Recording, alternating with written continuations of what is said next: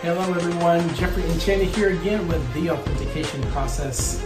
And today, actually, we're just going to introduce you to a new series that has been a long time in the making and coming that honestly I'm excited about, but it's going to challenge you and how you feel and how you think, but also myself, to be honest with you.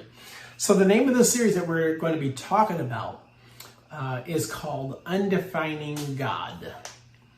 And it has to do with your spiritual growth, your maturity, and how that has been so, I'll just say, controlled and defined, misconstrued, a lot of other things by, I'll just say, forces other than truth. So this, again, we're going to be talking about a number of topics that I promise you they're going to challenge you, they're going to anger you, they're going to make you mad, frustrated. Some of you will be cheering, saying, "Oh, I've been waiting to hear this word." Yes, I'm not the only one. I wondered if anybody else thought this. A variety of different things. So, Undefining God.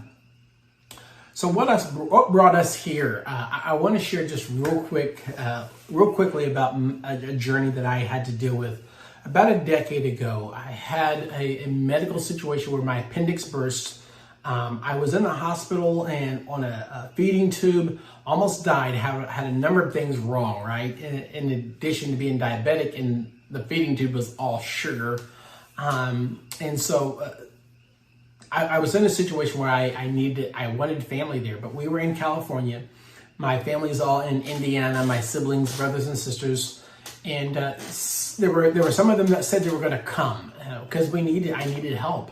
You know, I was in the hospital. Shannon was virtually alone with our girls were younger and so forth. And what ended up happening is nobody came, and I felt abandoned. I was mad. I was angry. I was frustrated. And again, this is no condemnation on my siblings. We've gotten beyond that. Number one, that led to a growth that I wouldn't change it, right? So, but what happened was as I was in some meditation with God and praying with God about where I was and what I felt and how I felt justified in my anger. And he showed me my finger. And what he told me is, Jeff, while you have that finger of condemnation pointing at everybody else, you got three fingers pointing right back at yourself. And those three are grace, mercy, and forgiveness. And that smote me in my heart. And I began to really just stop and understand. And then he turned around and asked me, he said, Jeff, who are you? And like anybody else, I start naming these adjectives and things that I felt like described me.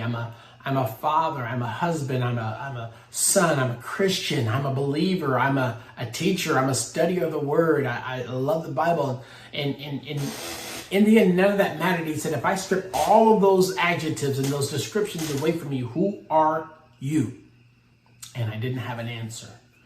And that started me on this search that took me down a path that not only did I not intend on going, but I went kicking and screaming because it exposed some truths that I didn't know were there.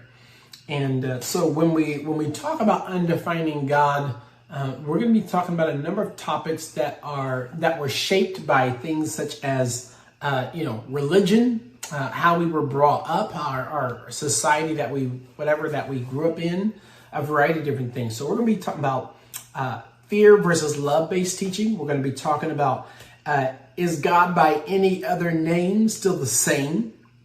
What is truth and the various perceptions of it? We're going to be talking about freedom from religion, the weaponization of religion, and we're also going to be talking about some other things I promise you I know are going to probably not make you very happy, but some of you, I say that, you're right. But we, in the church, we talk about things like the gifts of the Spirit, right? But we're going to talk about how that differs from, or if it's any different, from things that are non-religious, things like psychics, things like mediums, things like channeling, energy healing, Reiki, and astrology, things along those lines. and really what all of those things mean. So those are some of the topics that we're going to be talking about. And the reason, or how I came into my awakening and my personal awakening, or my authentication awakening, was I was not raised in church. I was raised going to church. My father's from a German Baptist background, which was like Amish, and then my mother, we were raised Protestant. I believe that's what it was. And I knew of God. I didn't know God, but then fast forward, 10, 15 years, and I well, no, even as a child, it's like I could see, I just saw things, and I was like, okay, well, that just doesn't seem right, but whatever. I'm a kid, I didn't care. Fast forward 10, 15 years, and I am attending, again, denomination means nothing. It was a Pentecostal Apostolic Church, and I was so mistreated. It was to the point where I felt I was safer in the world than I was in the church. But I was a follower of Christ. I believed in the principles. I just felt those people were hurt, and I was going to let it slide. But for me, it started to become so heavy because I've always been okay with who I am, and to an essence, I've always known who I am. And we spoke in a previous podcast about the box we're put in. And it was so easy for me to break out of that box because I feel like my entire life I just knew more. Yeah. Not better, more, and there's a difference. But when I got into the church, one day after being called a slut, I was just like, oh my God, I've been married to this man, he's a father of my kid. And I just was like, wait. And it's almost like the old me came, but it was the true me, the authentic me came and said, this isn't right. This is not the God I want to serve. So if this is the God that y'all serve, this is not where I'm supposed to be. And I just slowly, not really even slowly, I just dipped. I think I just left. The final nail in the coffin was when our oldest was 8 or 9. And her Sunday school teacher, and as a former educator, this boggles my mind to this day, said that she was going to go to hell if she wore her Leo, which is her leotard. And with all the things that happened to me, I was still not in that church, but in church, because like I said, I had a faith of God, and I wanted to be able to be used. But the final nail in the coffin was that. And when she came to me crying that after Sunday school, and I addressed it in a Christian manner to that teacher, I was done. Yeah. Like I said, you can hurt me, but my children, that's off limits, especially when they're that young. And it basically just was that kick in the head, really, that I needed to, this is not where you need to be. This is not the God you want to serve, because you want your children to be feeling like you are at your age. And I'm like, no way. And so for me, that is what brought me to my authentication journey. I started learning who I was outside of that definition of what a woman should be, of what a godly woman should be.